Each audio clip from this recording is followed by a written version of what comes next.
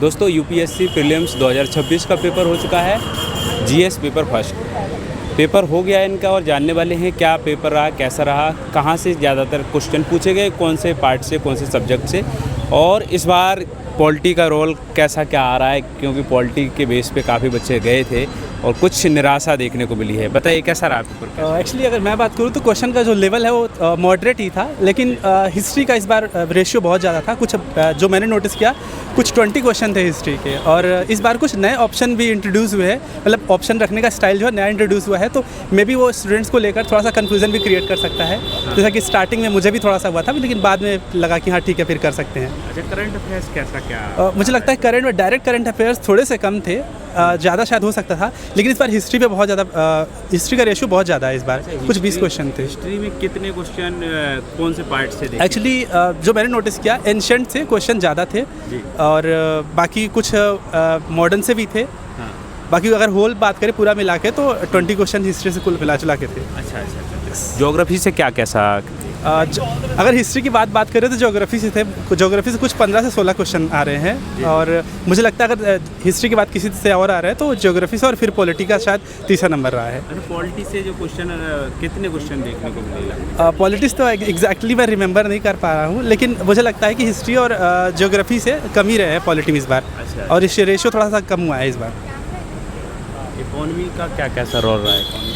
Economy में इस बार economy का रेशियो तो मॉडरेट रहा है, जैसे पहले ही होता था। हाँ। तो हम ये नहीं कह सकते कुछ कम हुआ है या फिर ज़्यादा हुआ है इस बार। अच्छा, योजनाओं से क्वेश्चन देखने को मिले हैं, जो गवर्नमेंट स्कीम है हमारी, जैसे कुछ 2-3 क्वेश्चन थे। हालांकि मैंने उनको 2-3 थे शायद एक ही किया, बाकी तो छोड़ दिया है क्योंकि उनको लेकर बहुत अच्छा आइडिया नहीं था मुझे। अच्छा, कितने क्वेश्चन करने लायक लग रहे थे कि हम अटेम्प्ट कर सकते हैं? मैंने 68 क्वेश्चन अटेम्प्ट किए हैं। अभी देखते हैं कि जाके चेक करना पड़ेगा कि सही इसमें कितने हैं। अच्छा। शायद मुझे लगता है कि हो सकता है उसमें 55 तो सही होंगे ही। हाँ। एटलीस्ट एनवायरनमेंट का बताइए, एनवायरनमेंट कैसा क्या रहा है? इन्वायरमेंट से जैसे कि जो मैंने बताया, ज्योग्राफी से कुछ 15 क्वेश्चन थे, शायद इन्वायरमेंट से कुछ 4 से 5 क्वेश्चन बने हैं, इन्वायरमेंट्स भी उसमें थे। 4 से 5 क्वेश्चन एनवायरनमेंट से बने हैं। और पहले से आपने PYQ लगाए होंगे, PYQ का और NCERT का कितना बड़ा रोल देखने को मिला? एक्चुअली PYQ मैंने पहले से मतलब काफ़ी लगाया था, तभी मैं इस कंपेयर कर पा रहा हूँ कि कुछ ऑप्शन जो है ना इस बार नए इंट्रोड्यूस हुए हैं, तो वो कन्फ्यूज़न क्रिएट कर सकते हैं स्टूडेंट्स को। जैसे कि ये 2 ऑप्शन है, 2 सही है जिसमें 2 भी शामिल है, तो कुछ इस तरह के ऑप्शन है, तो ये कन्फ्यूज़न क्रिएट करेंगे स्टूडेंट्स को ऑब्वियसली। अच्छा। अच्छा, NCERT जो पढ़ते हैं, आपने पढ़ी थी या नहीं पढ़ाई थी? बहुत सारे छात्रों का ये डाउट भी रहता है, तो NCERT का कितना रोल रहता है? एक्चुअली NCERT की बात करें तो NCERT मैंने बहुत पहले पढ़ा होगा, बहुत ज़्यादा सीरियस होकर पढ़ा भी नहीं था। हाँ। तो ऑफकोर्स रोल उसका होता होगा, लेकिन ये पर्सन बाय पर्सन वेरी करता है। तो मैं इसको लेकर यही कह सकता हूँ कि NCERT पढ़ा था, लेकिन बहुत सीरियस लेकर नहीं पढ़ा था। यस। पहले भी पेपर दिया है कि पहली बार है? ये फर्स्ट अटेम्प्ट है। पहला अटेम्प्ट। यस, लेकिन मैं मेरे ग्रेजुएशन के सेकेंड ईयर से तैयारी कर रहा। अच्छा, सेकेंड ईयर से? अभी मेरा पोस्ट ग्रेजुएशन चल रहा है। अच्छा, इसके एग्ज़ाम को लेकर क्या तैयारियां कैसी थी आपकी, और क्या आपने प्लान बनाया था इसके लिए? एक्चुअली मैं तो कॉन्फिडेंट था इस बार, तभी मैं पेपर देना है। बाकी मेरी प्रिपरेशन जो स्ट्रेटजी थी कि एटलीस्ट पहले सिलेबस पूरा करना है और उसके साथ ही टेस्ट सीरीज़ भी ज्वाइन करना है। हाँ। टेस्ट सीरीज लास्ट में ज्वाइन करना है। सिलेबस पूरा करने के साथ साथ जो टॉपिक पूरा हो एटलीस्ट उसके आंसर राइटिंग तो करते ही रहने हैं। ऐसा नहीं सोचना है कि पहले ये यूनिट ख़त्म हो जाए या फिर ये सिलेबस ख़त्म हो जाए फिर हम आंसर राइटिंग स्टार्ट करेंगे।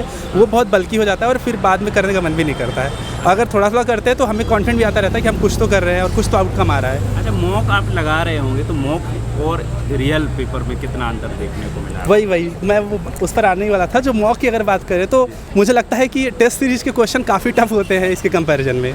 बल्कि मैं मेरी स्क्राइब से बोल भी रहा था कि टेस्ट सीरीज़ के जो क्वेश्चन है वो काफ़ी टफ होते हैं जो रियल यूपीएससी का क्वेश्चन होता है। मतलब जो मैंने लगाया था मैं उसकी बात कर रहा हूँ। अच्छा, आप क्या कहना चाहेंगे मैम? मेरा एक्सपीरियंस ऐसे अर्शद के साथ एग्ज़ाम लिख के काफ़ी अच्छा रहा। मतलब मैंने भी काफ़ी एनालाइज़ किया यूपीएससी के पेपर्स को, तो मुझे भी लगता है कि जितना मैंने देखा है यूपीएससी के पैटर्न को, तो इस बार मेरे को ऐसा लग रहा है कि एक नया पैटर्न यूपीएससी के ऑप्शंस में देखने को मिल रहा है। जैसे पहले ऐसा पूछा जाता था कि how many options are correct, कि कितने सही हैं। अभी उन ऑप्शंस में थोड़ा पैटर्न चेंज हुआ है कि कितने ऑप्शन सही हैं, उसमें भी मिक्सचर कर दिया गया है कि इसमें सेकंड भी हम सही मानेंगे, थर्ड भी सही मानेंगे। तो हो सकता है कि ये 2-3 साल तक और चले, तो हो सकता है इससे थोड़ा टफनेस का लेवल और बढ़ जाए।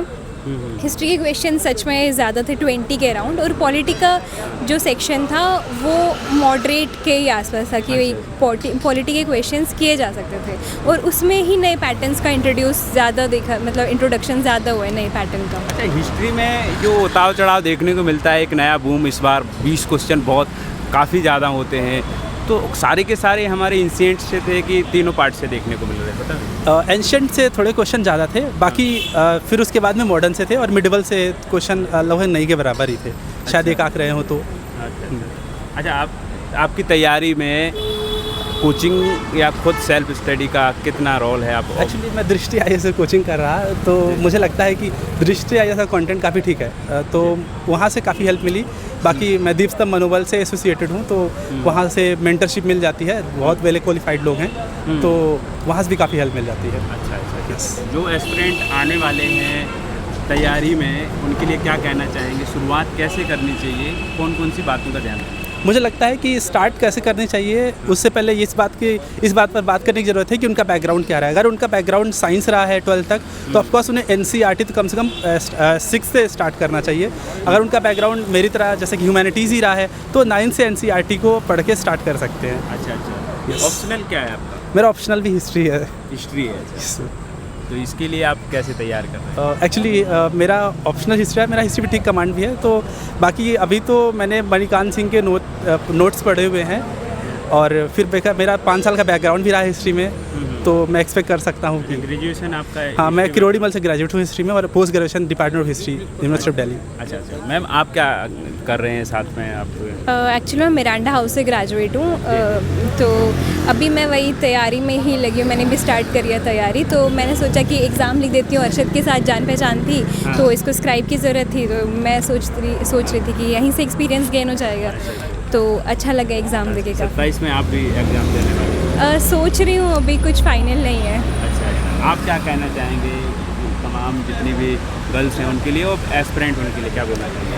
मेरा तो यही मानना है कि ये तैयारी काफ़ी मतलब लॉन्ग है, और इसमें काफ़ी ज़्यादा धैर्य की ज़रूरत है, तो सबसे पहले तो वही बना के रखना पड़ेगा, और हमको सोच के चलना पड़ेगा कि ये एक टफ़ जर्नी है, और यहाँ पे हमको कितने पेशेंस से काम लेना है, तो इसमें कोई जल्दबाजी नहीं करनी है। जब हम खुद में कॉन्फिडेंट फील करें, और जब हमको लगे कि नहीं, पूरा सिलेबस तो कभी किसी का कंप्लीट नहीं होता, जब एक सेटिस्फैक्शन आने लग जाए मॉक टेस्ट से, प्रैक्टिस से, टेस्ट सीरीज से, उसके बाद आप अटेम्प्ट दे सकते हैं। मैं खुद के केस में भी यही अप्लाई करने की कोशिश करूँगी कि मैं पहले सिलेबस पूरा कंप्लीट करूँ, और उसके बाद टेस्ट सीरीज़ लगाऊँ, उसके बाद में जब एक लेवल ऑफ सेटिस्फैक्शन मेरे अंदर आ जाएगा, उसके बाद में एग्ज़ाम दूँगी। Thank you sir. तो दोस्तों, ये थी सारी की सारी जानकारी आज के जो पेपर की है। पेपर पहला हो गया है, CSET के लिए हम वीडियो बनाने वाले हैं, जानने वाले हैं कैसा पेपर आएगा, उसके लिए बने रहना आप लोगों को, और जो भी आपके डाउट रह जाते हैं कमेंट करना है। नमस्कार।